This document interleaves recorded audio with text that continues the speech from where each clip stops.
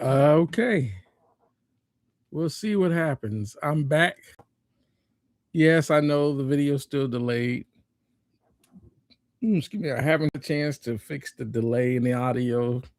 For those that are tuning in or new to the channel and they see the delay,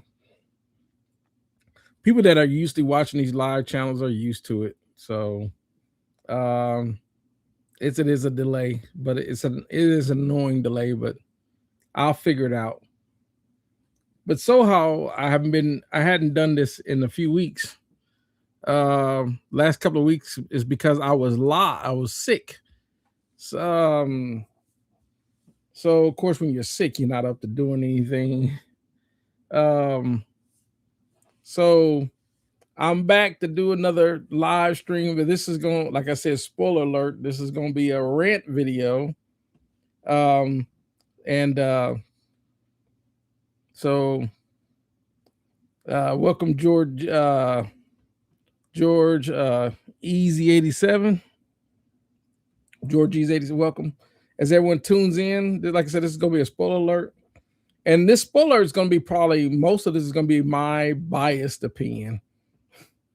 So the first thing I want to start off was that on this rant, I saw videos where people were making videos on telling people they shouldn't get the new MPC XL. For me, I'm never going to tell anyone they shouldn't get a piece of gear. Who knows what MPC someone might be using? And a new MPXL might make their workflow better, or it might have tools and functions that a person is used to using the MPC. They might look at that as like, oh man, that's what I need. So I'm not going to make a video because someone says, well, you may not need the new MPC because what your MPC is doing is working. And I'm like, well, yeah, that's true. That's like anything. If you got something that's already working and the new upgrade is something that you don't need, then naturally.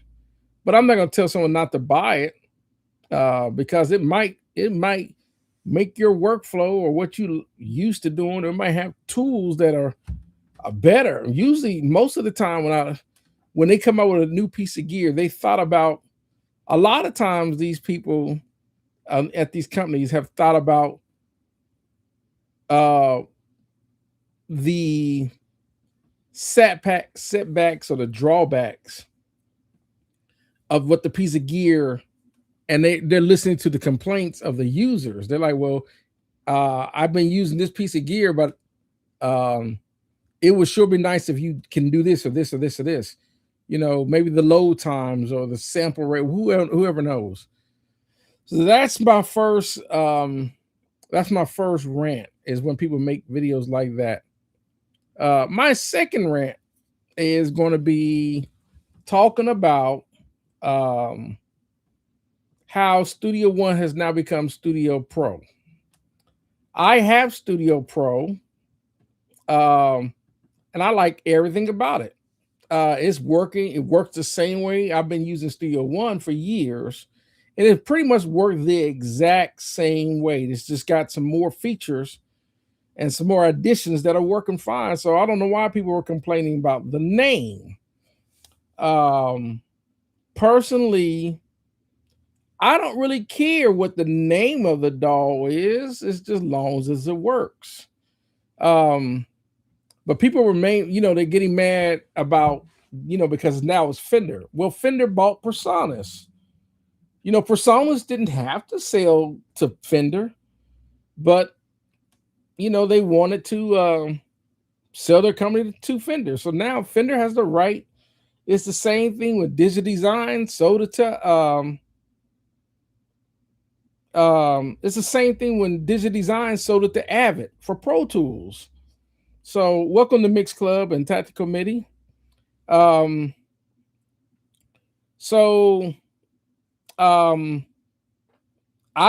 got Studio One on this computer. I got it on my computer downstairs. I've already did some tracks on it. Works just like it was when it was Studio One.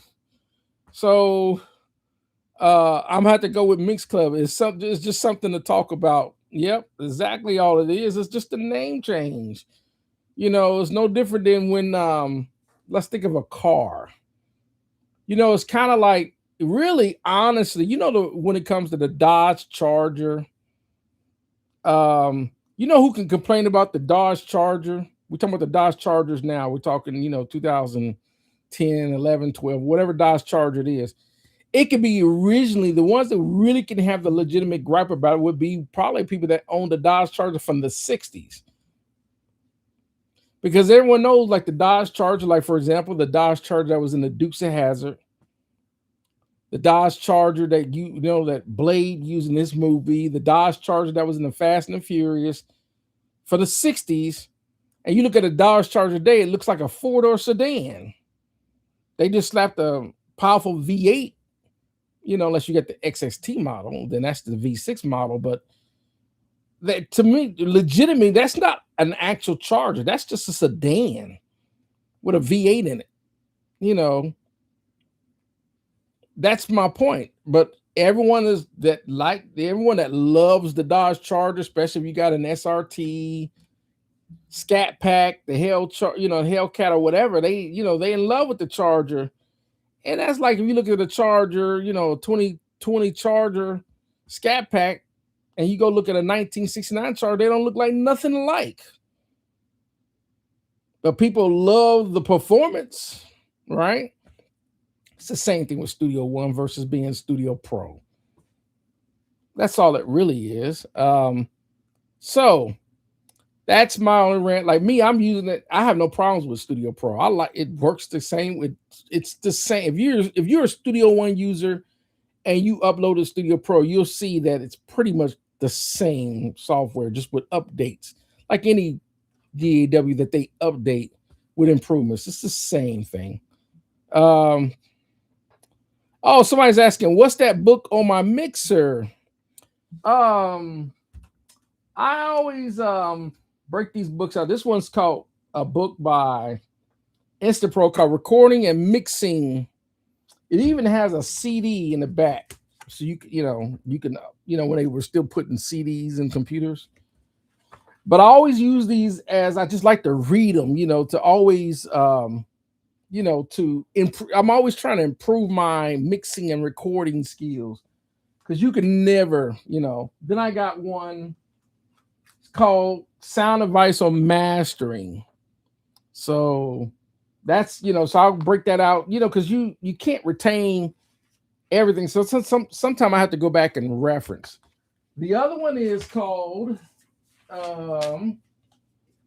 Mixing Secrets by Mike Senior. So it's another one that's called Mixing Secrets. So I like to go in there and knowledge is power. And then I got two more books. One's called The Recording Engineer Handbook, and then one's called The Mixing Engineer Handbook. So I just got those off of Amazon, so I'm going to read those. Anything I can do to read to improve my skills. So yeah, this was called The Recording Engineer's Handbook. And so I just picked it up. So when I'm downtime, get some downtime to read that. And then Engineer's Handbook. So I would say if you're into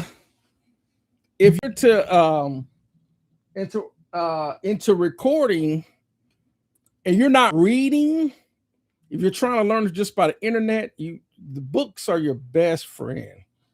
I have more books like the music business and things like that. Knowledge is power. And it's a true statement. I got more books over there. They say if you want to keep, it's kind of like if you put $100. Here's a little joke. And I learned it was like this guy, he got stranded. And he always, whenever he would go somewhere, he would take his Bible with him. And so one time he got stranded. So he called his mom. And he was like, need money for gas, I'm stranded. She's like, well, read your Bible. He said, I don't want to read my Bible. I need money for gas. Can you send somebody out here to send some gas? She's like, just read your Bible.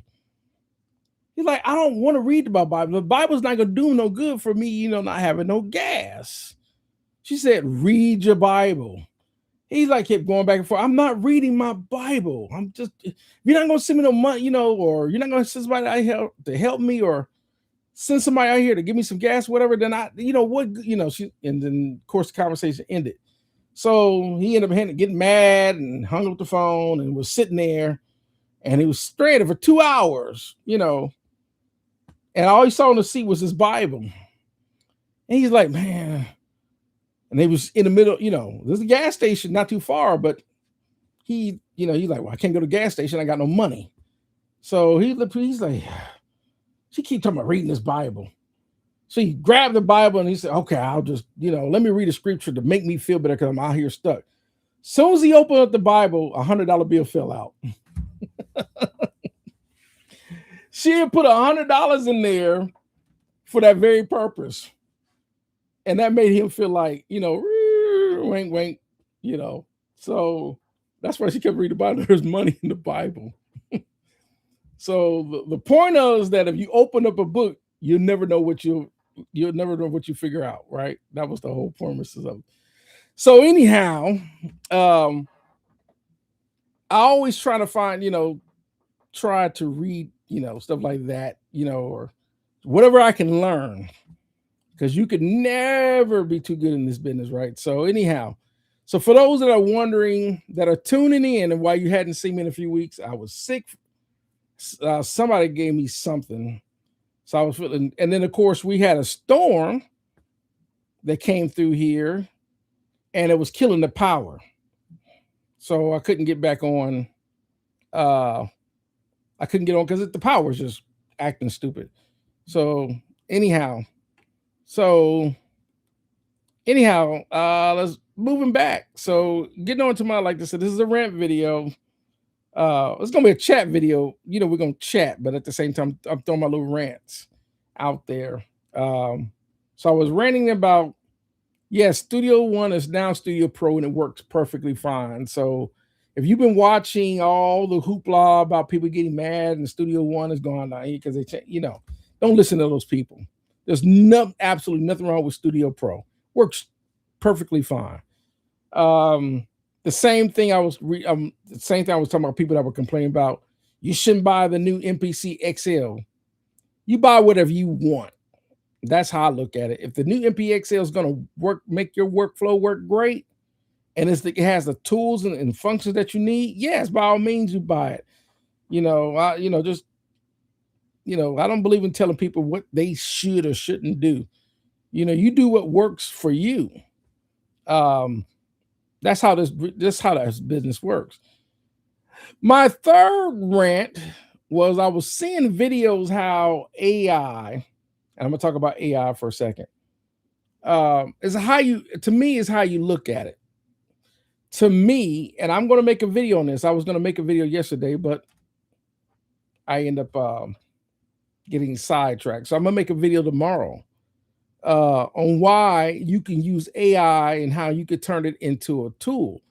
And I'll talk a little bit about it. For example, AI, with Suno, because Suno is the biggest one out there. There was UDO and a lot of other ones, 11 Labs, and there's a lot of them. Studio. I want to say Studio. Suno seems to be the biggest one out there, the most popular, and I see why.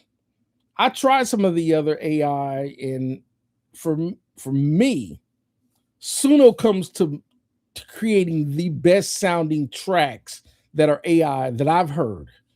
Now, with that, because I am a musician, I actually know how to play. I don't need Suno to create the tracks. I can create the tracks myself. Been doing it for 30 plus years, if not longer. But I do see how Suno can be used to generate an idea that you can build from. You don't have to use the Suno voices. You don't have to use the Suno instruments. You can use the foundation of the idea. Let's say it comes up with some drum track. You could take the drum, you could take the bass and keys or whatever guitar parts out and put your own parts in there. It's a foundation. That's how I use it as a tool, not necessarily a replacement. Even though there are people out there using Suno as a replacement, because there are people out there that can't play an instrument.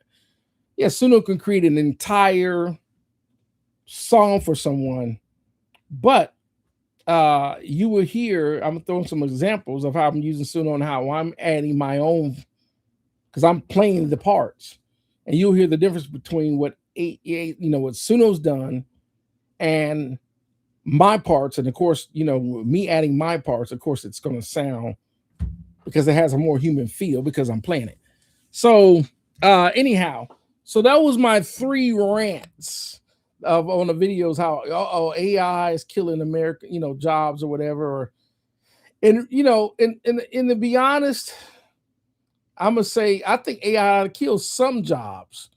For example, what irks me, like I can go to let's say I go to a burger place, and it's some 17-year-old kid in there that and it's the customer service, it's the the customer service crap. Like sometimes I wish I would talk to an AI that way I don't have to worry about attitude. Welcome to the burger spot. How can I take you? Can I take you over? Or they just look at you. Because I don't understand why kids are so timid. People coming in, they soft vocal, use outside voice, sound like a man or whatever, but yet still use some courteous, be courteous, whatever. And they look at you. I'm in there to order, or just kind of like in the, condescending tone. Yeah. Yeah. Whatever. So I'd rather talk to an AI. At least the AI would like, welcome to Burger Spot. How can I take your order? Sound like something with some sort of courtesy. Don't get mad. You chose to work at the Burger Spot. And then you want to get there because you want a job, and then you want to get mad. I gotta be at work. You don't have to make a burger spot. You can quit. But anyhow, so a bass player only saying the same. Yes, same guy as far as Bobby Owinski. Bobby Owinski is the author of those 2 books, the mixing and the recording engineer. You never know from some of these top engineers the kind of great advice they can give you, which is probably going to be the heart of what we're going to talk about tonight, about the whole music industry. So anyhow, let's see. Bass player say, and I joined the mixing academy too. The teacher name is okay, cool. Oh, he says, yeah, you're talking about the NPC. If a new one keeps you motivated, go for that's like anything. The Mix Club says if you just had Chat GTV for like office stuff, I did a low song. Okay, gotcha. Yeah, I think, like I said, AI needs to replace certain things. Then there's certain things you just need a human. Like, you and I know, let's say you having an issue. The worst thing in the world is you can do an AI and it's give you a bunch of, you call, for technical problems, press 1. For service department, press 2. For blah, blah, blah, press 3. If not, stay on the line. Then you stay on the line. Then all of a sudden it just, the office hours are, whatever. We're, not thing. Then all of a sudden clicks, hangs up or whatever. Isn't that aggravating? When you really need to talk to someone to really explain, because sometimes or sometimes it wants to pop up a chat box and they start giving you generic AI answers to your questions. You're like, no, that, and then all of a sudden they want to survey. How do we do? Crappy, because my problem isn't fixed. So sometimes you need a real human. But yeah, as far as AI replacing a lot of jobs, it will. But there are going to be some problems, because there's some things that only a human can think about to say, oh, okay, I see what you're saying. Yeah, let me try to, whatever the case. Sometimes AI, if it isn't programming an algorithm for AI, they're not going to give you the right answer. So, um, Amatu says I probably try not to use AI, but to teach them. And like I said, AI is, to me, I'm using it as a tool. I'll use soon on. I'll see what it generates for ideas, then I'll expand on it. But that's just me. Um, but do I need AI? Like for me, I'm not a singer, so I want to hear how certain stuff sound with vocals on it, so I can get a reference. And so I just have to let you hear what I'm talking about when I do my video. Hopefully, because uh, we'll see how it works out. But anyhow, Misha said we are old.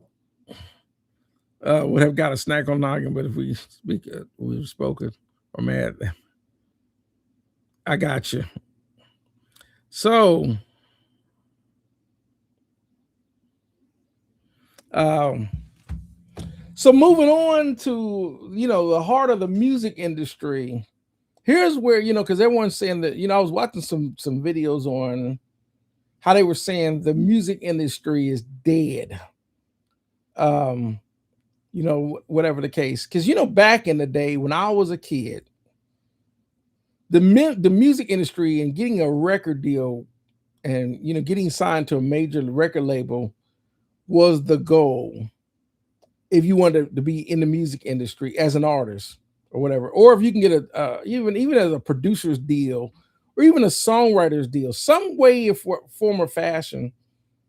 Um, but I think what's happening is that everyone is seeing that people as a whole aren't making that kind of money. But really, I think technically it depends on the perspective of who was actually making money. Um, so it's kind of like this. The ones that were making the biggest money was not the artists. Artists have never made big money unless they can get away, they can negotiate contracts for them to make money from being on the label. An artist, for the most part, the artists always made their money from touring. This is why artists always goes on tour. It's the only way they can make real money. And they already take an account, but touring is probably one of the most expensive portions of being a music artist is the touring because it costs so much to travel with so many people and so much gear. That's the downside. So new artists had to get touring support from their label, which means it was just more money that they tacked on that they owed the label. Is that bad enough? They owed the label the advance, they owed the label the recording, they owed the label all the money took for distribution and manufacturing and everything else that the label's trying to recoup or is going to recoup. But then touring support, so most artists, and if in back in the day, artist success was based on sales. It was based on sales. You know, and this is how artists would chart. Everyone see artists. They see artists, because they get tickets to like the Grammys or American Music Awards. So they'll get discounted tickets to go to that. And a lot of times because they're an artist, a celebrity, there's the always the who's ever showing up or whatever, they want to do all this red carpet treatment. Then there's these back room areas where all these artists get to hang out and talk to each other.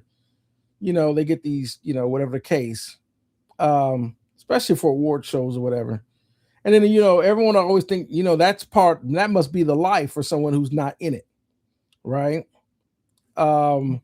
So then there's the accolades, Grammys, gold and platinum albums on the wall, all those kind of accolades, stuff like that.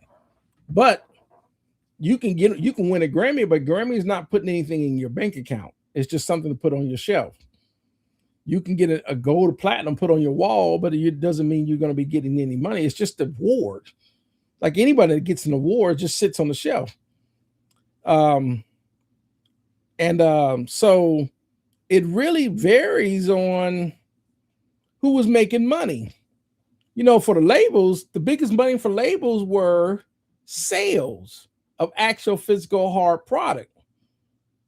But now I think everyone's realized now the problem with streaming services is that streaming services, whenever people can access something and they don't have to pay for it, it becomes devalued. It's kind of like the reason why an expensive car is expensive because you can't access it because it's expensive. Like a Bugatti, $1 million car. Well, so that might be someone's dream car, but unless most people that don't have $1 million can't afford a Bugatti. All they can do is look at it, a picture on the wall or whatever, whatever the case.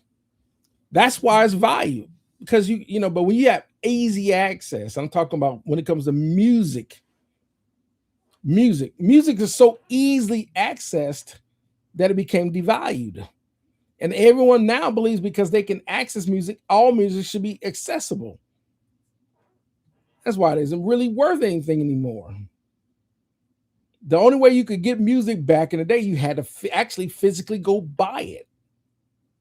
You had to go buy vinyls, cassettes, CDs. You had to actually physically buy it. But now that everyone able to download it and watch it on YouTube and all the other, listen to, XM satellite, the only other way you could listen to music was to listen to it on the radio. And then people would just buy cassettes and record what they would listen on the radio if they wanted to get it without paying for it. And then people would make bootleg copies, but that's another form of pirating. That was the, internet down was called pirating, or maybe people making bootlegs. Same thing, right? Or people would call themselves making mixtapes and making mixtapes of people's music without paying for it. That's still bootlegging. But anyhow, so welcome. I see some more people popped in. J Studios, welcome. So let me see. Oh, bass player only is asking, how much do I charge to mix? I don't really charge because I don't really mix people's songs. I don't when it comes to mixing, I don't know. I've tried to mix a few people's songs, but I don't know. I think they were expecting me to do it where I'm going to do all these things like Dave Pensado, and I'm not really, I don't think outside the box like that. I'm not thinking about, maybe throwing on some sort of delay plug-in and some sort of, all these thousands of plugins to make your voice do all this stuff, or, if I want to add in drum samples or all these things that these mixing engineers do. I never think like that when it comes to trying to analyze other people's, someone send me some tracks, trying to analyze how I'm going to turn into a finished product. So that's why I just don't do it. One person, I guess I'll give you one quick scenario. So years ago, somebody sent me a track and it was supposed to be a rap song, but this rap guy was actually trying to sing. And I guess he wanted me to throw on auto tune to make it sound like he can sing or what. I don't know what he was expecting. And I was like, I didn't really know what to do with it. I tried to do something with it, make it sound bigger and wider and all that, and try to separate the tracks and make it, do what I, put compression and all this stuff on it. But it just didn't. He's like, I guess they didn't like it. So I don't know. So I hope that's kind of a long answer. So that's why I really don't get into mixing. Now for my own personal projects, I kind of know what I want those to sound like. So I do mix my own stuff, but I don't do a lot of fancy mixing. Like somebody might have a guitar, and then they want all of a sudden they turn it, make it a reverse flange, this reverse guitar flanging sound, maybe doing the bridge. I just don't think like that. And, unless I'm thinking like that, I don't think to do that. And they might be thinking, can you do something with it or whatever? So, okay, CEO, gotcha. Okay. So here's the thing. It's the reason why I buy books like this, so I can actually become a better mixer. Be able to mix other people's stuff and have them go, "Oh wow, love that mix." You know, this might give me some ideas. Um, because they say mixing is what can make the song a lot more interesting. So that's why I buy stuff like that. Now, when it comes to the basis of recording and actually make stuff sound professional, like what are you supposed to do to make your stuff sound like a professional song or whatever? That portion I'm good at. So I would say that. Um, so I would say that, like, I know how to make your stuff sound like a professional, ready track.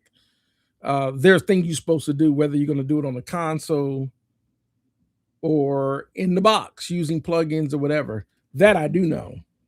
Um, so, but yeah, those are my three little rants I wanted to talk about um, tonight, because those are the three. And then, of course, once again, um, honestly, they was talking about how artists are broke. I saw some videos on how they were saying artists is broke. I made a video on this, and I'll say artists have always been broke. The way, the ones that are making money as an artist, the ones that, like, for example, songwriting, there are artists that are songwriters. Well, they're going to make more money because they're songwriting. For example, all of Whitney Houston's biggest hits, she didn't write any. There's a difference between being a songwriter and a performer. And then there's some artists that are performers and they're songwriters. They're performing their own songs. Mariah Carey is an example. Stevie Wonder. Stevie Wonder writes his stuff. Mariah Carey was writing 70% of her stuff. So when it comes to, the PROs, performing rights organizations, when they're an artist, yeah, they can pay Mariah Carey her percentage of the songwritings because she wrote it. Same thing with Stevie Wonder. They can pay him because he wrote it. But people like Luther Vandross or Whitney Houston, that was, unless they had some portions of writing into it, Freddie Jackson, or whatever case, but if you look at the credits and they're just singing the song, they're not writing it. Well, yeah, the only time they can make money is to perform it in live and in concert. Because if it's being performed, if it's being played on the radio or whatever, the PROs are going to pay, because these companies that like BMI and ASCAP, they're in agreements with the songwriter and the publishing company because it's licensed to be played on the radio or whatever. So the licensee goes to the publisher company, because the public companies want to deal with licenses, mechanical license, sync licenses, grand right licenses, performance licenses, and so forth. All these licenses. It's the same thing when you buy a license. When you buy software, let's say your DAW, whatever, well, it's not going to work until you pay for the license. You can buy the software, but it's not going to work until you buy the license. That's why you get a license key. It's the same thing. You're buying a license to use it. Once you buy the license, you can use it. Some software is temporary, where they make you pay a subscription. You're basically like renting. And then there are some licenses that once you bought the license software and the license, now you own it completely.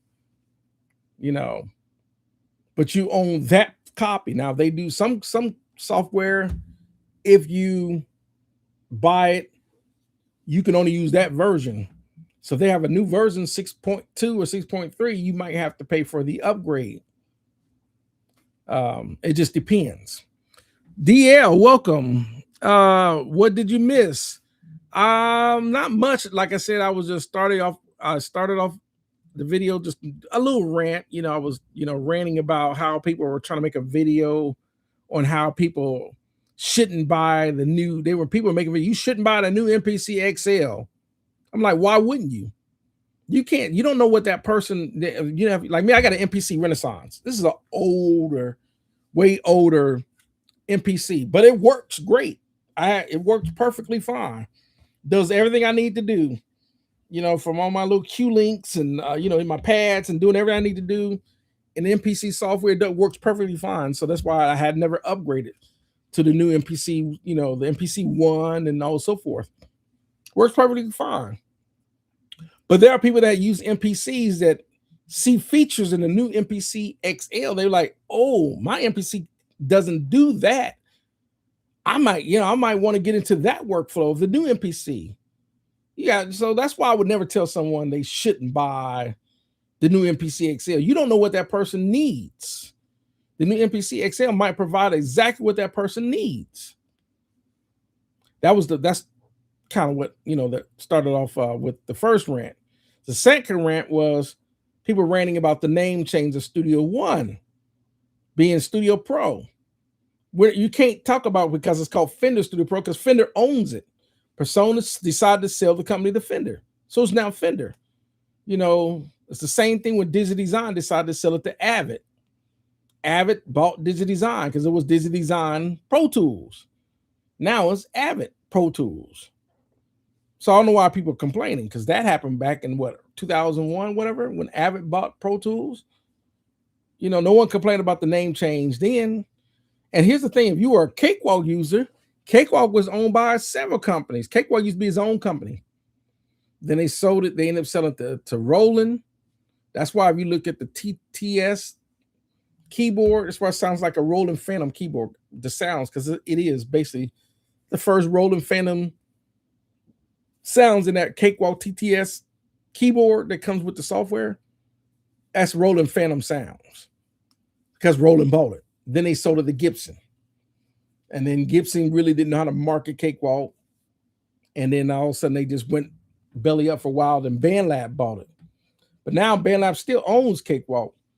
To me personally, like me, who's a hardcore Cakewalk user, if they had gotten me to really promote Cakewalk, I could have been you know, one of their guys to really show people how powerful Cakewalk can be, because I do stuff in Cakewalk all the time. But that didn't happen. But anyhow, there are people that are hardcore. There's people that still use Cakewalk. But the point is the name change. Who cares what it's called? It's a matter of, does it work? And Fender Studio Pro works perfectly fine. It works great. I have it. I've been using it. Works perfectly fine. Works great. Just like it was when it was Studio One.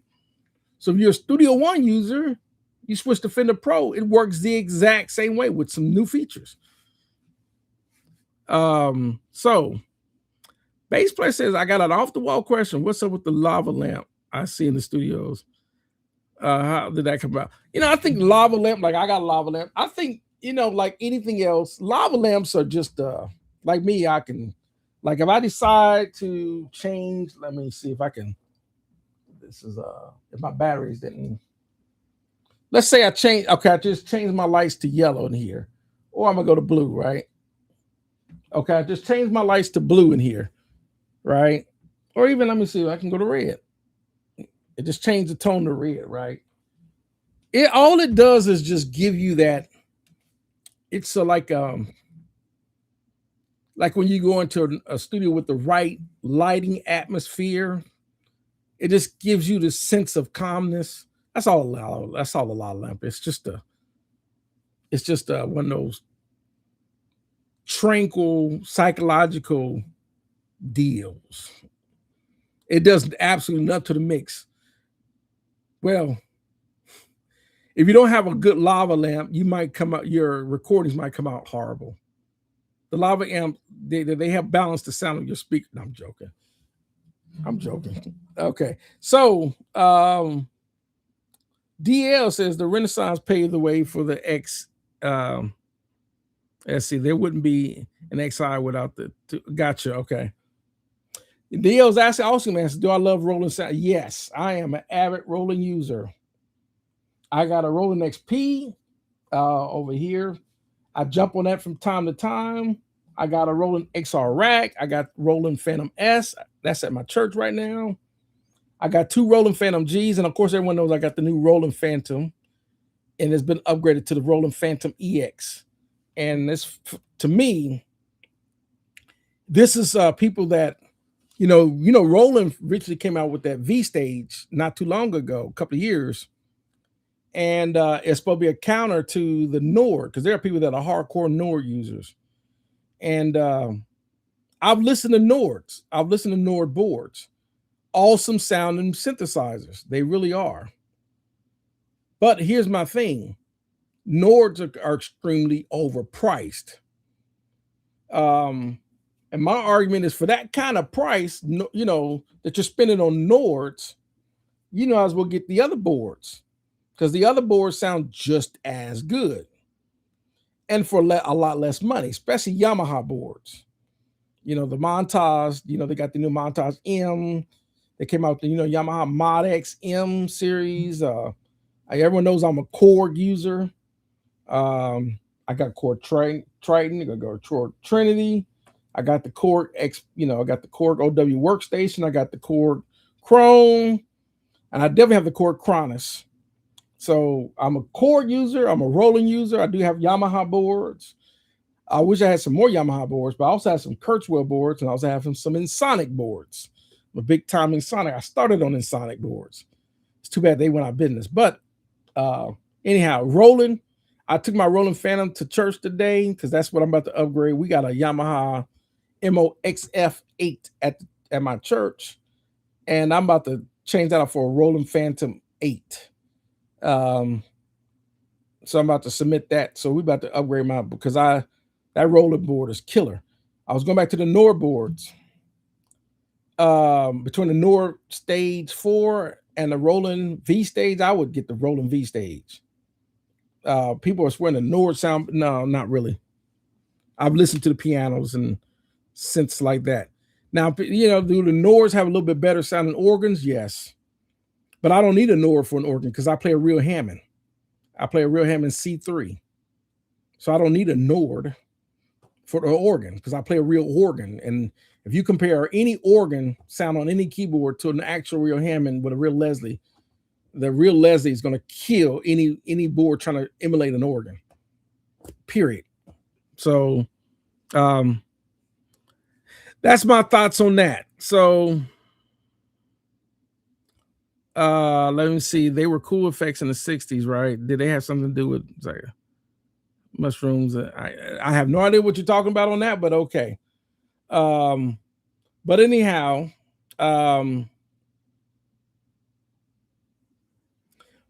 getting back to what I was saying about, I guess going back to your initial question about Rolands. Yeah, Roland boards are stellar. So, Dio's talking about the lava lamp. Going back to like I said, the lava lamp it's just a meditation thing. I got that one's blue. When I turn it on, it's got this bluish thing. But I want to get a couple more lava lamps that are like red and orange. This is a true story. I'm gonna tell you my age. I'm gonna give you my age. In the 70s, this is when I was a kid. The thing was instrument, like your stereo and all that was also furniture. That's why most of it was wood. Like you could have a big old stereo, and one end would have the turntable, and you would put your records on there. You put your speed at 33 if it was a 33, or 78 if it was a bigger one, or sometimes it would be really fast at 16 because this is the speed of the RPM of the turntable. And then sometimes, so I believe it was, and then 45. So 45s were like, and 16s, 45s usually were, and there was usually have a song on one side, and if you had a really fancy one, it could flip it. But most people couldn't really afford to get that. You had to actually physically fit the 45 over. But they had that one that would actually pick it up and flip it on those fancier turntables. Anyhow, so you put on 45. But the 33 were your albums. 45s were your singles, and And then of course there was 78. 78 was the really like the 45 instead of, whatever the case. And then you had 16, which was really, really slow.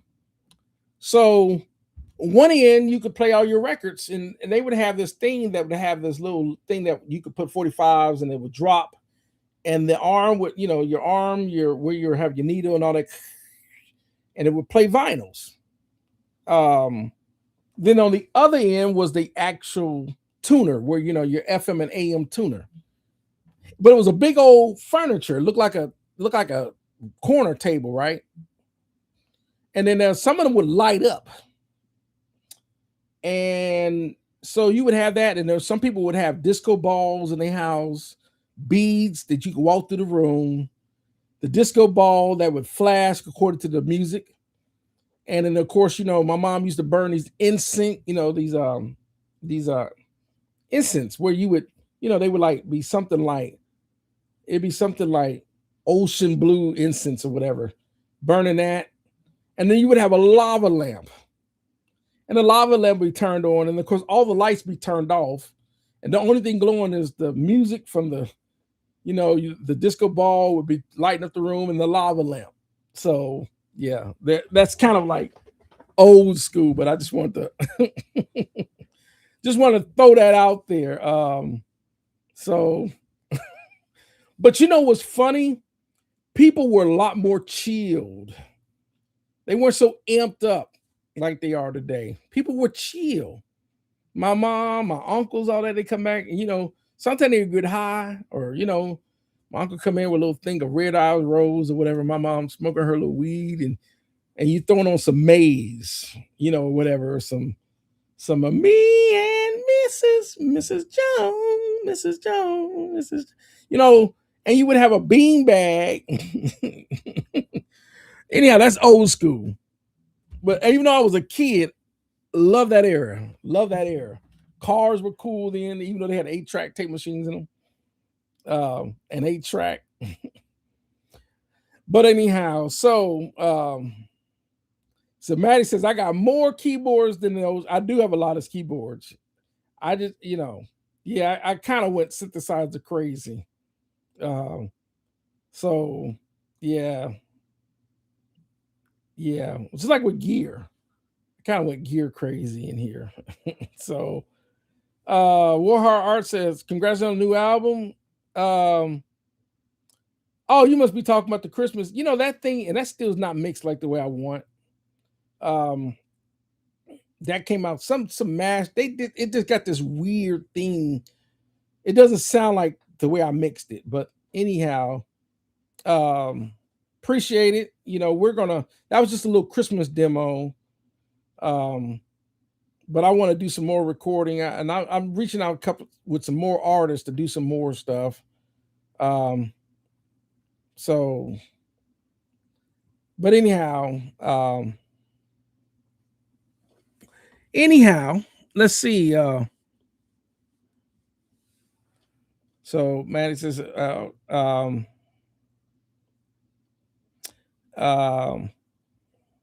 and Maddie says, yes, thanks. I'm working on writing and adding it to albums, which is cool. I think Maddie's an artist. He said, drop the no album, gotcha. Yeah, everyone knows. If you didn't know, I did a little Christmas thing for an artist. She called herself Wanda J. And it's been circulating, but I don't know if people know about it.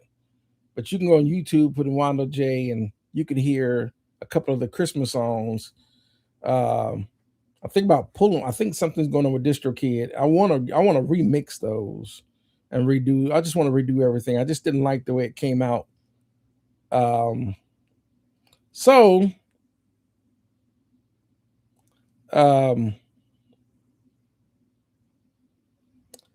and let's see. Welcome, Legged Shredder. YouTube. Yeah, I think, like I said, I hadn't been on here. I hadn't been on here in a minute because the first week I was sick, and then we had power issues because we had a storm, and so forth. So I haven't been on here in a few weeks, but I decided to jump on here and throw my little rant about people complaining about the name change to Studio One, And I don't see. There are people who think that AI is going to be a threat. I don't think so because AI is not real, you know, and because people are real people are, we're a species of humans are um humans are like tribal, like you have mom and dad, brother and sister and all that. So you need to react and interact with actual real humans. So like if someone, everyone's talking about this new AI artist and all that, but the thing is that AI artists cannot do interviews. You can't ask that AI. It's you know I had made a joke on uh someone's YouTube page about AI and how AI cannot you can't do ask AI, yeah, when I was a young PC, when I only had 4 gigs of RAM, I'm talking about I was a baby PC, my inspiration for music was, and you can't do that. It can't act, its lifetime of inspirations and what made it, it's just a computer. So people are going to eventually going to want to actually see a real artist and see a real interview, and how the Breakfast Club and go on there and do the show. Well, AI can't do a show. It's not humans. It doesn't exist. So all right. So, but I look at AI as a tool. Uh, I would, like I said, I'm gonna do a video to really. Well, I think it's to me it's a tool. It's how you look at it. So Dio says, what happens if you get too old to get out, enjoy music, nightclubs, have your limits, right? I don't think there ain't never been no such thing as being too old, but I think what happens is as people get older, they just don't go to the club anymore because they just like when you're 70 years old, you ain't trying to you sitting there 70 years old, hair full of gray beard, and everything hurts. You just want to sit down and just watch TV. You ain't trying to go out. Most of the time, you 70, you probably already got a wife, or she's 70, she probably got a husband. Like just you hungry, baby? Yeah, baby. Okay, or whatever. Nobody trying to hang out at the club. Plus people get stupid at clubs. Fighting over guys fighting over girls that you know you fighting over a girl that ain't your woman. You fighting another dude over a woman or whatever. Female. Whatever the case. People get stupid at clubs. People get drunk.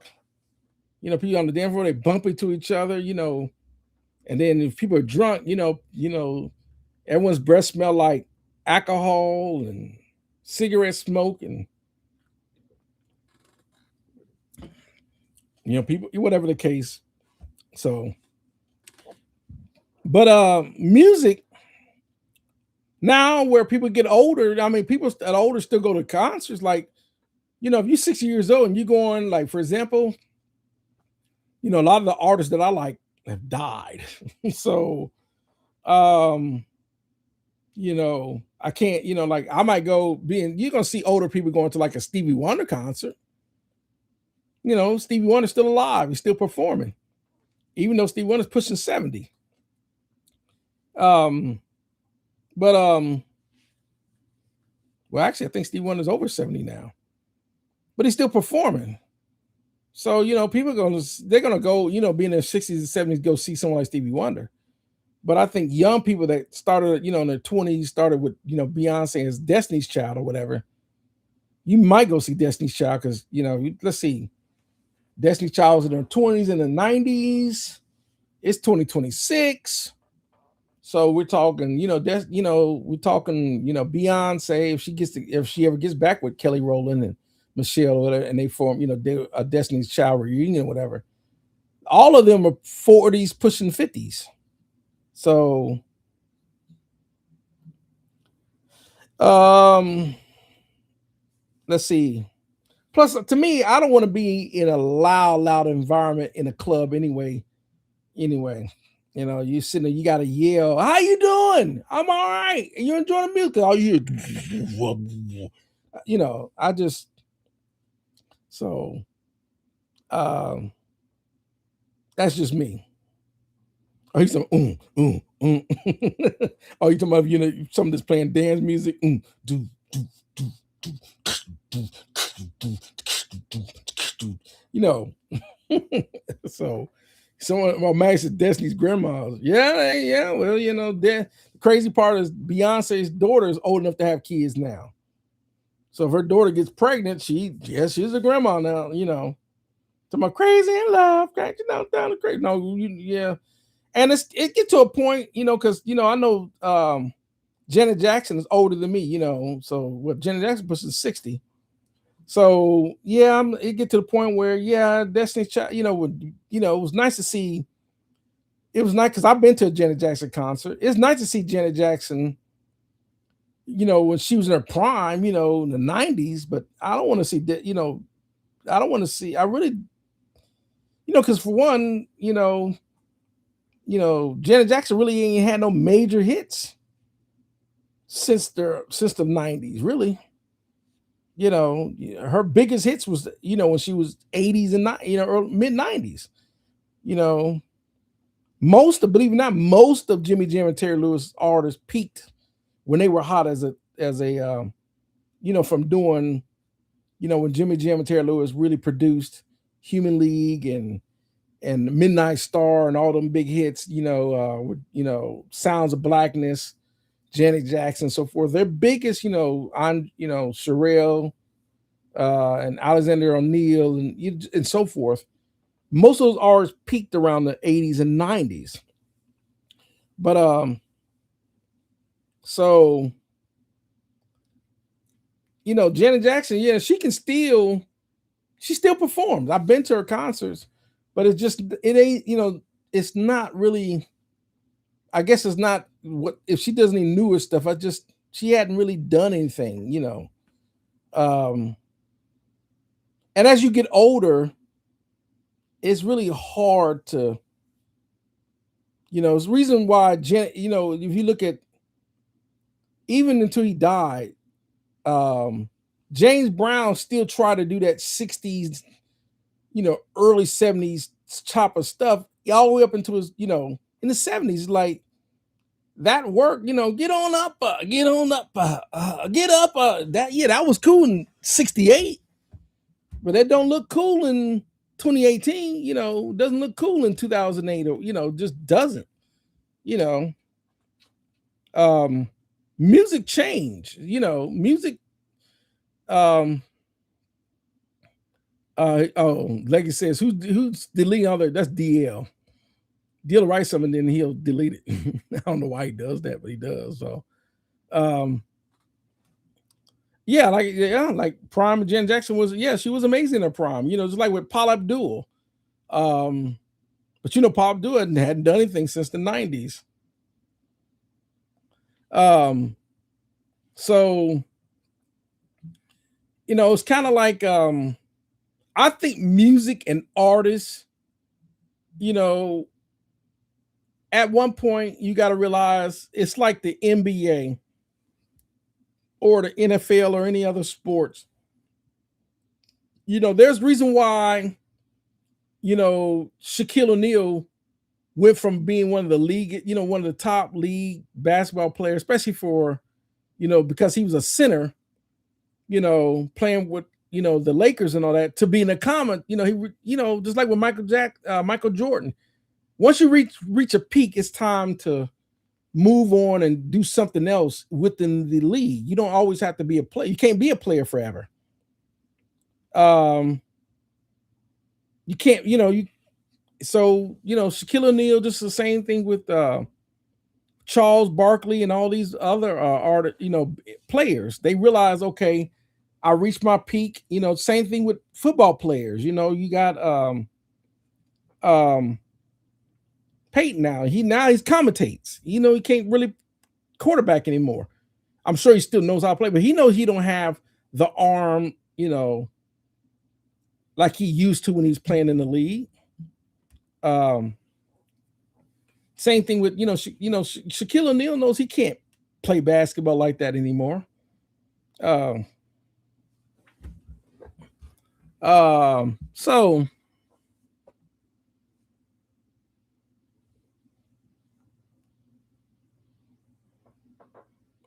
so anyhow, oh, they talking about why D explain why he deletes. He's like, well, once I put my comment out there, it's old. But he's saying that leave it up there because sometimes you might be asking something and someone else might be thinking the same thing. And that's why they want you to leave your comments because sometimes you'll write something like, yeah, I was thinking the same thing.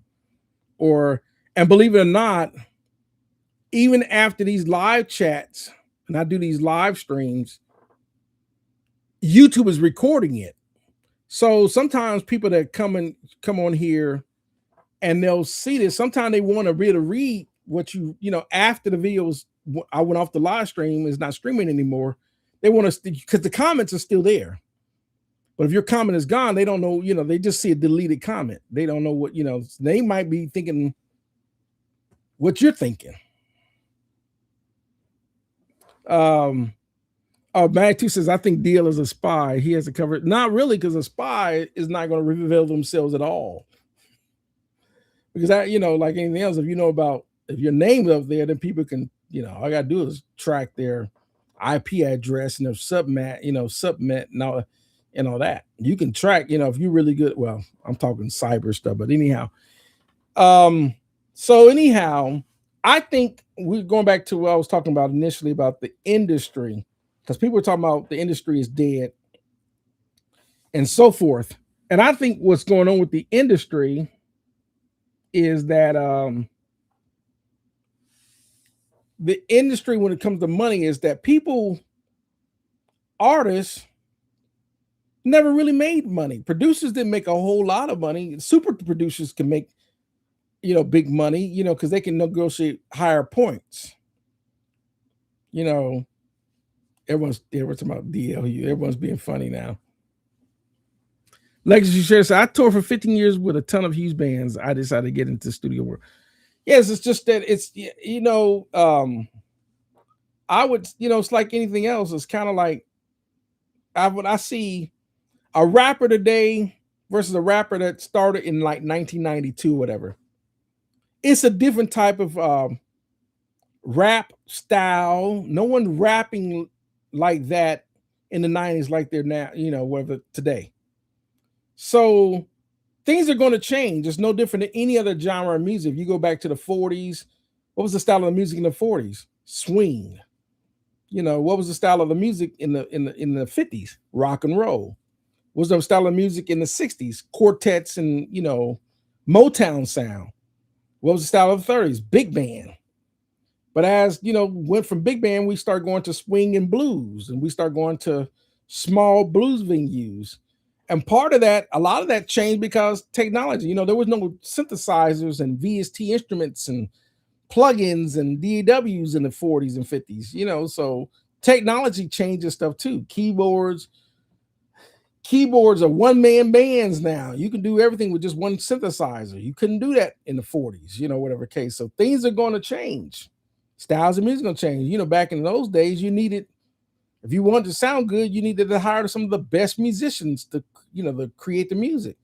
Now people can generate the music just using software, samplers or whatever. People could just, so that technology also changes the music industry as well as the artists and everything else. Back in the 60s, artists had to actually be able to dance and perform. Now they use, an artist don't necessarily have to dance because they can get a bunch of background dancers to put on the show. It just, things change. But as far as making money, the people that were making the money in the industry was the labels and so forth, the record executives and all those people. They set up the contracts that way because they were fronting up all the money. But that's a whole different video. And we start getting into who really makes money and all that. So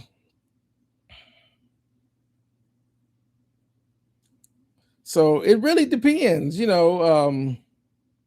really depends. But I tell you who's blooming in the music industry: hardware and software companies, because everyone's has pretty much built themselves a home recording studio, and everyone's doing this at home. So now they're selling software, plugins, and clone and gear like hotcakes. So that business is probably booming. That's why the NAM shows and the AES shows are still big. But the industry itself, you know, you just don't know. Um, so let me see. Adia says, "Does anyone know about the AMEC recall console? How do you know if the preamps are AMEC or Lane stem design?" Well, a lot of times, with AMEC or whatever, like anything else, when you get the owner's manual, if you can actually get the schematics and look at the circuit, but I don't think you're going to get a Langley, like an AMEC Langley or whatever, compared to like the only really big boy AMEC console. It would be the AMEC 98. Rupert Neve had a big effect in how that console, because that was his design, and he based it off his, the same. If you look at the Focusrite console, where they decided to build a preamp series, I would call it the ISA 1, which is basically the preamp out of a Focusrite console. That was Rupert Neve, improved design over actually his Neve. His vintage Neve, which he started making the 1081, the 1073, the 1084, and all that. When he redesigned the AMEC and the Focusrite preamp, he wanted to improve it because the circuits were getting better with electronics. That's why you'll hear people like Jack Joseph Puig and all that was on the Focusrite console, the one that they had at Ocean Way, was saying how solid he couldn't really, especially for acoustic instruments. He said he couldn't beat the preamp. He said the preamp was just stellar in that Focusrite console. So anything else, when you got someone that creates a genius preamp like the 1073, they're only going to improve it with new designs. They're not going to make anything worse. They're going to make it better. And that's what Rupert Neve did. But if you have an AMEC console, you know that you're doing. AMEC consoles are good. So bass players, you can make a whole record in a keyboard. You sure can. Like my Cronus, I can do all my tracks. I can even do 24 audio vocals and do compression. And yeah, you sure can. Just like my Phantom G. It's the same thing. You can do tracks and audio in that Phantom G. You can do that in pretty much most keyboards with audio recording. I just prefer to do everything in a DAW because you can with the plugins and way more editing capability and all that with a DAW. But you can definitely do it in your if you have a Cronus, a Roland Phantom G, whatever the case. Yes, you definitely make a record in it. Whatever the case.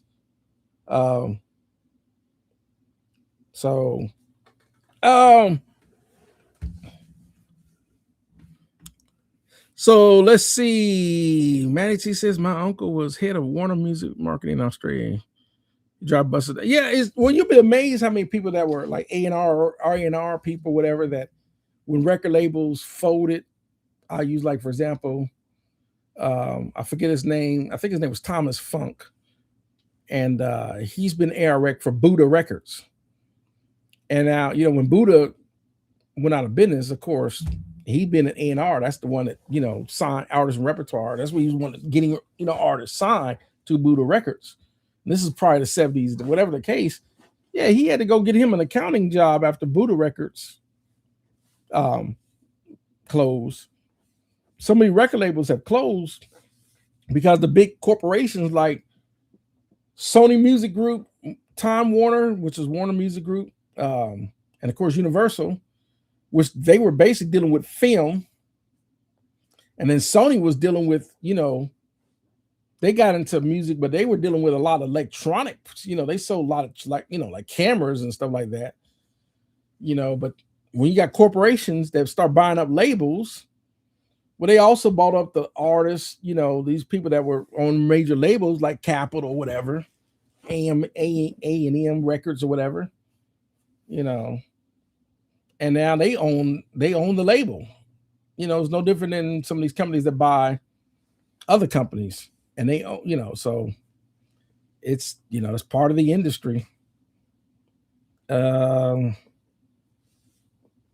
so there are a lot of people that even artists or producers that at one point, um, you could see some artists or producers or whatever or executives or whatever, and you can look in their house, and once again, you'll see Grammys on the shelf, you'll see gold and platinum albums on the wall, but once again, those are just awards. They don't make any money. They're just awards. So you look at this person like, man, you got these Grammys on the shelf, you got these gold and platinum albums on the wall, and you working as the manager at Walmart. Yeah, because those wars because you win a Grammy doesn't mean if something happens, that Grammy's not making you no money. You could try to probably sell your Grammy, maybe get a couple thousand for it because, maybe you were a big time, you had a number one hit on the charts, probably in 98 or whatever. That was your one hit wonder. Music industry, just like the same thing it works the same with actors. An actor had a big role on a TV show, and let's say My Three Sons from the 60s. They would play one of the actors, but then they could never get future roles in future TV shows or movies or whatever. Well, once that show went off the air, that's it. No more paycheck. And they might be able to get a royalty check if it plays, if it's on TV land or something like that. And they're playing, maybe they're playing, I don't know, maybe reruns of it. They might be able to get whatever. It's like the Cosby Show. All the actors on the Cosby Show can still get royalty checks because they're still playing reruns of the Cosby Show. But, unless they have any future roles in other movies, whatever, that's it. So, bass player only says, how do you spell console? Oh, CONSOLE, but CONSOLE, So, Warheart says, I'm on hiatus. I've been on hiatus for a few weeks. So, Dia says, what would it be the cost to really create an active record label? The hardest thing that they think contracts with everyone being involved and make sure you get paid on all the revenues. Once again, I made a video on this on, creating a record label. I've actually made a video on that. So if you want to go back in my video archives on creating a record label, I talk exactly about that, but record labels aren't, there's no more artist development departments like there used to be. They want artists to already be developed, meaning some of these record labels already want some of these artists to already have 1 million people following and so forth. I'm like, well, if I'm an artist and I'm not signed to a label and I already got 1 million followers, but then what I need the label for? I already got 1 million followers. I don't need a record label for that. I'm not going to make any money if I sign a contract with them because they're going to try to do a 360 deal or whatever. They're going to try to sign where I barely get any money off my own copyrights.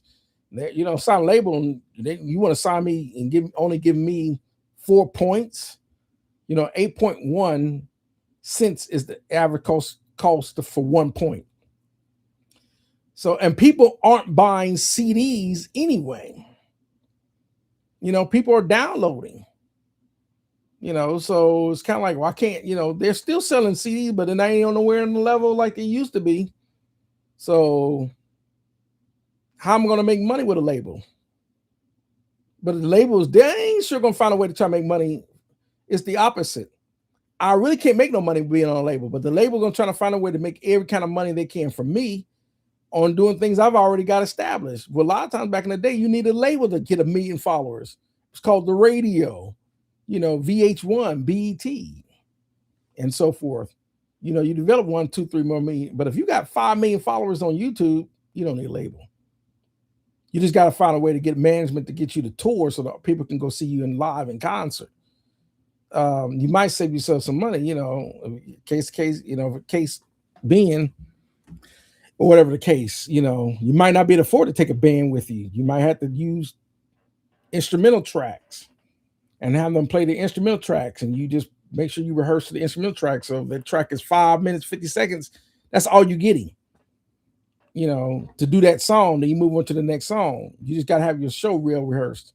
But it's sort of cheaper to play instrumental tracks than to bring a band.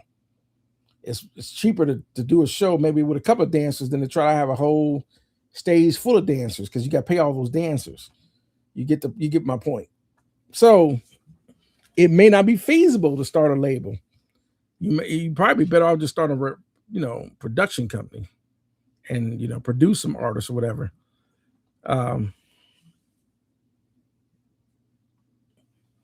So, oh yeah, that's good advice. When you cash in on a hit, you better invest wisely. Yeah, I was like, for example, start a separate account. Uh, so, all right, let me see. I don't think I missed a couple of comments. So,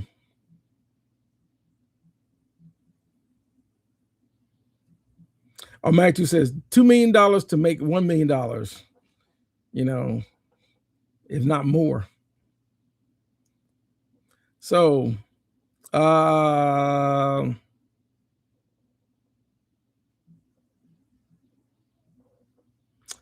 I didn't see that.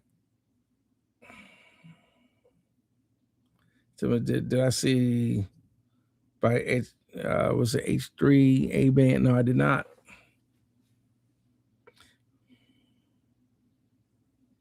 So, oh, okay. Oh, Warren says the more I hear from AI, the more I want to go to tape. It's they got see AI. One thing the AI, especially if you got Suno and stuff like that, is they do have this weird effect. That's how you know it's AI. It's got this weird, undertone effect that they do. That it's because it's generated by AI, but some of this AI is so hard to tell it's AI. Yeah, except for the vocals. Some of the vocals is like blatantly obvious that it's AI. But then I guess it's no different than watching an AI person. Once you really still like, oh, that's an AI. That's not a real person. That's AI. So, what else? So that was pretty much my little rant. Like I started in the beginning of the video. It was my little rant about people telling people they shouldn't get the new NPC or whatever. Like, no, I'll never tell anyone don't get any piece of gear. I'm not even making that video. I'm just gonna, if I was gonna make a video, I'll probably make a video on why I'm probably not interested in getting the NPC XL. But then there are people that are hardcore NPC probably wouldn't care. Like, I don't care why you don't want to get the NPC XL. Some people are not gonna care. Then some videos are just clickbait. There are a lot of videos that are clickbait. Like I don't really believe in someone's personal tier, what they think is tier one versus whatever, because that's that person's biased opinion. Some videos, like I said, are just clickbait. They want you, watch this video before you buy the new whatever or whatever. That's a clickbait title. So that's all that really is. That's just a clickbait title.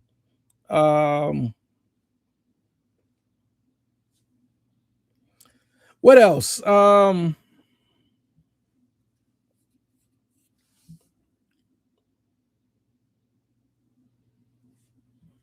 you're talking about on the AI, they screw it fake.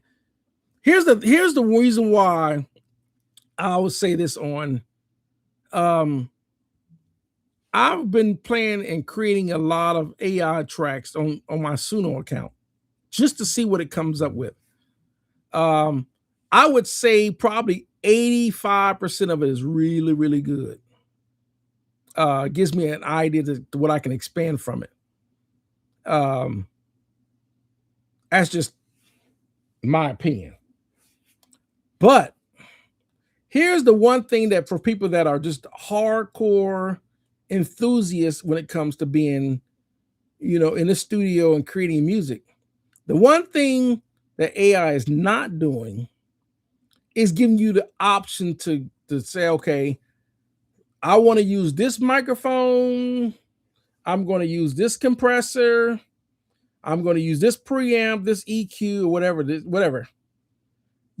A real person still have to make the decisions like, okay, I'm going to record, I'm going to use this microphone, I'm going to go through this this preamp, I'm going to go through this compressor. I'm going to choose whatever EQ and whatever reverb. Let's say I want to use a Brocasti or Lexicon reverb, whatever case I want to use this Yamaha delay or whatever. A real engineer still have to do that, especially using something like Suno or Udio or whatever that just automatically creates the track. Sometimes AI use vocals that you might not want to use the AI vocals. You might, whatever case, and a lot of times you don't. Some instances, you do not have to use AI vocals at all. You can make it an instrumental and then record. It's like I said, I will use AI as a tool, and let's say it comes up with a bass sound, but you don't really want that bass sound. Let's say you want to use your own bass sound. But like if you're like me, who knows how to play these instruments, I can take out the AI bass and play my own bass part. So it's all how you use it. But a lot of the stuff that Suno has created that I've been using it for is really, really good. Really good. So it's just really, whatever case. And once again, they do, if you have some of the Suno, if you pay more into it, you can take some of those effects off. And you don't have to use their reverbs. You can use your own reverbs. But it's just all how you use it. It's all how you use it. So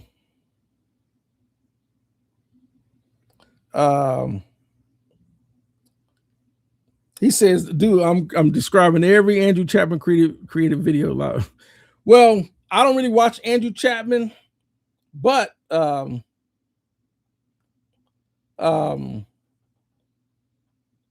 if if we're describing the same, then it's probably he probably has the same mindset about the approach of some of this stuff. So, and anyhow, so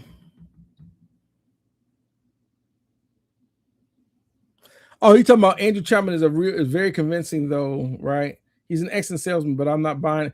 Like I said, I think I saw Andrew Chapman and he was trying to do a tier 1 video on different preamps and stuff like that. I'm like, I think he was trying to say, like, for example, the Art. I have the Art Pro MPA preamps, and he was trying to say those preamps aren't any good. You might as well use the preamp in your interface or whatever. And I'm like, no, he's full of crap on that one. I know for a fact those Art preamps are way better than he's trying to give it credit for. But once again, you got guys like that. They try to put it in a way to try to, sometimes it's like everyone can have a valuable opinion. Everyone can, even everyone in the chat room today here can have a legitimate, valuable opinion on what they think about gear, whatever. Because I say this is because the reason why I say this is because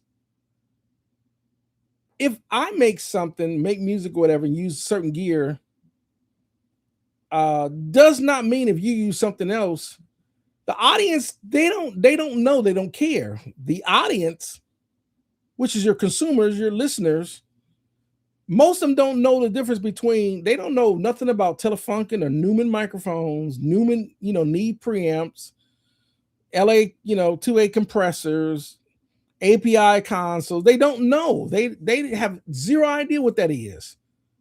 So they don't care. They all they know is if they like a song or if they don't like a song. And here's the thing, just because some people like certain songs doesn't mean everyone's gonna like it. For example, I'll use that everyone's playing that new I Just Might by Bruno Mars. To me, everyone's making TikTok videos to it and everything else. That little I'm not crazy about the song. I'm just not.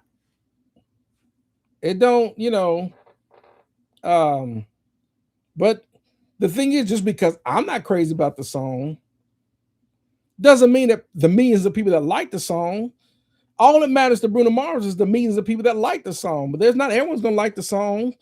Um, that's a no-brainer to any artist. It's kind of like you can have um let's say I'll use Mariah Carey, I'll use her song Butterfly. You know, she may make a video, Butterfly, and 20 million people listen to the song, but only a million people bought the record. You know what that tells me? 20 million people like the song, but only a million people like the song enough to actually buy the track. Right? That's what that tells me. The other 19 million just thought, yeah, it's a nice song. I'm not buying it though. That's why, but a million copies of it was enough for it to go platinum. She sold a million units of it.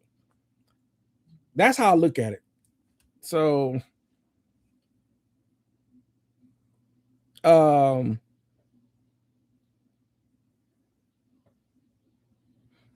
let me see. Let me see. Did I miss something else? He also said that the Mackie 8. Let me see. Let me see. What did I miss? He said, oh, let me see. Oh, you talking about Andrew Chapman. Okay, he did say that the Golden Age preamps aren't good. Why aren't they any good? That's my point. Because there are a lot of people that have Golden Age preamps and love them. Oh, so he also said that the Mackie HR820 824's monitors are good. I have the Mackie HR824s downstairs. Those are awesome sounding studio monitors. I have them downstairs. I listen to them every day. Excellent monitors. So I don't know what he's, like I said, I don't pay Andrew Chapman a whole lot of attention because I've listened to what he thinks sounds good and what don't. I'm like, well, that's just your opinion. Oh, he says, Megan says he has let me see his video about not using acoustic treatment. All major studios have a ton of treatment in form of gobos and baffles, regards if we use reflection services on the roof. Well, you got to remember, and the thing is, talking about studio treatment, like for example, when they have certain control rooms that are built, let's say we're going to, I'll use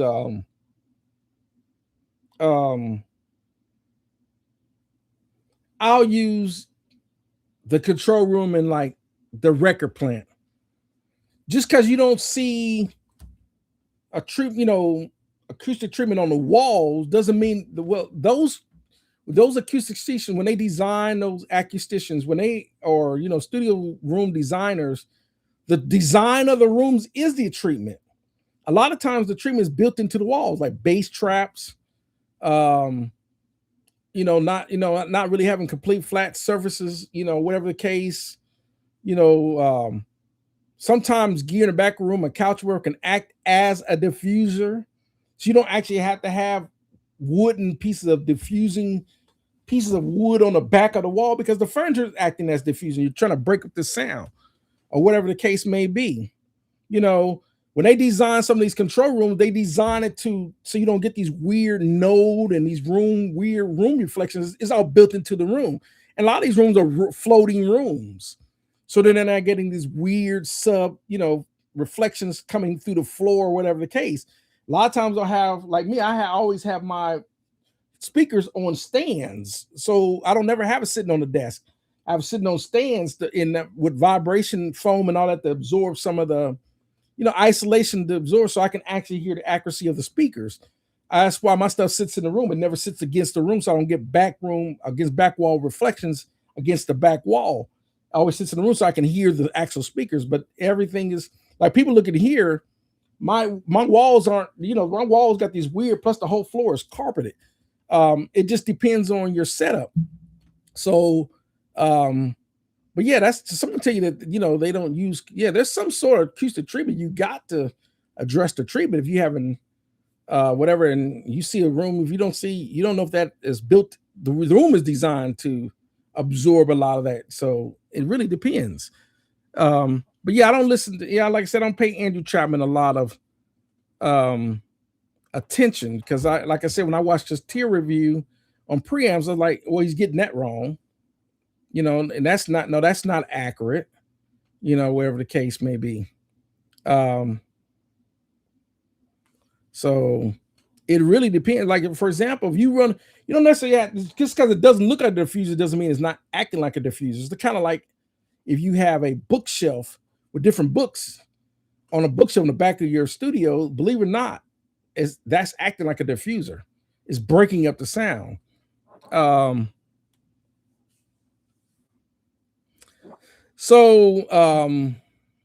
Let's see what else.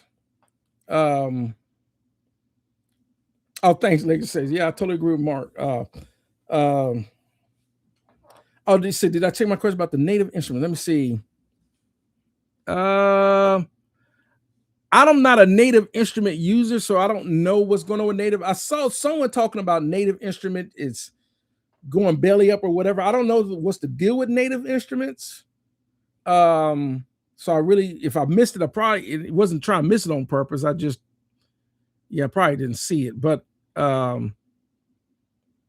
native instruments, people that are use native instruments or contact whatever. But for me, I use chord collection. I use Analog Lab 5. I also use the what else I use? I use quite a bit of most of those two really, for the most part. So let me see. Anyhow, so that was kind of like my little thing for the night. So plus I wanted to let everyone know I'm back. People were wondering where I was at. Like I said, when I was, I was always sick. So I couldn't do it. And then, like I said, the last week we had a storm a couple weeks ago come through, and some parts we got up to 2 feet of snow that turned into ice. I still got some ice in my front door that's trying to melt, even though it's been up in the 60s. But that ice is still melting. And then I had power issues, so I just want to make sure that I'm back to do another live stream. So a lot of ice has melted, but there's still bits and pieces of it around. But yeah, my whole driveway was just this big, gigantic sheet of ice. So that was crazy. Other than that, I just wanted to do one of these live streams and kind of rant just a little bit about people complaining about. Like I said, if you got Studio One, then if you switch to Studio Pro, you'll see it's the same DAW. So don't let all these people that are complain about the name and how they're not going to use it. And it's the same DAW. It's the same writers, the same, it's the same, whatever the case. So Studio One, Studio Pro, it's the same. It works at the exact, I just think it's got more improvements. It's got a little bit easier look on it. Works perfectly fine. What else? Like I said, my other rant was, like I said, was people ranting about not getting the new MPC. You get whatever you want. If you think it's going to work for you, get, so, say, well, what'd you say? My only issue is Fender taking away features from the quantum. I don't know. See, like I said, I don't use personas I stopped using personas interfaces anyway. I went to Mark of the Unicorn, Motu interfaces, and I started using the Antelope Orion. So I don't know about personas. I started with some personas interfaces, and I just never liked personas interfaces. They just, a lot of personas is a lot of personas gear. They just discontinued one too fast. For me, I think personas of when it comes to pro level gear, especially like when they was making the personas ADL preamp 600 700.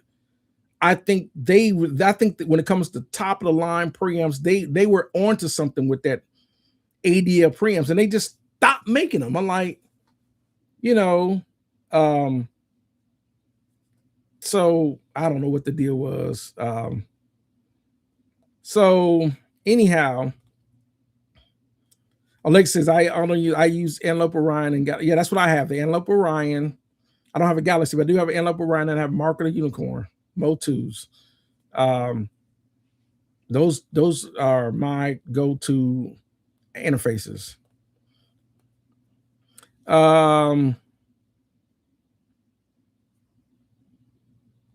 Dia says, what about DW Fern gear? And so, like DW Fern, if you can afford it, because DW Fern is expensive. But if you got the budget, you can't go wrong with DW Fern if you got the budget. But it's kind of like you probably, if it was me, like whether it's the preamp, the EQ, or the compressor, you probably can find some cheaper options. So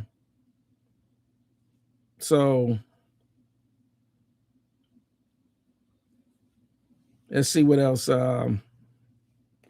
Bass player only says I got the 16 in and 16 out of my Mackie, and I'm happy with it.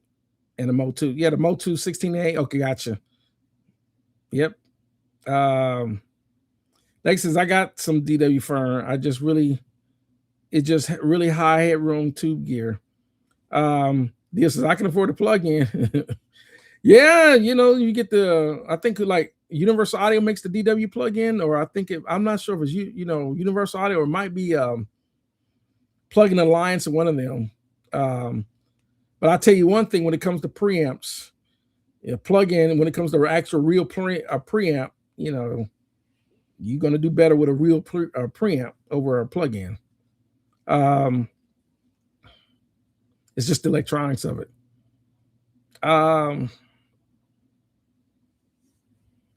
So I just noticed there's something about with a real preamp. So, you're talking about the Ruby 2 is acoustic audio. Yeah, acoustic audio, they're really good plugins, but they are processor heavy. So they are processor heavy. But anyhow, so that's going to wrap it up for tonight. And I'm really glad that everyone got a chance to tune in. Like I said, and I'll just carry it one more last time. I was sick. Then we had a storm. We was having power issues and stuff like that. So that's why y'all hadn't seen me in a few weeks. So, but I want to thank everyone for tuning in. And I'll try to do this again. If God willing, and we're going to continue to talk about the music industry and where this thing is going, because it is very interesting the way music industry is, what's going on today. So other than that, thanks for everyone for tuning in. I'm gonna make this bright again. There we go. Thanks for tuning in, and we'll see y'all next time on the next live stream when I do this. Other than that, enjoy y'all, like I said, gear and everything and plugins, and do what y'all do. All right, everyone. Y'all have a good night.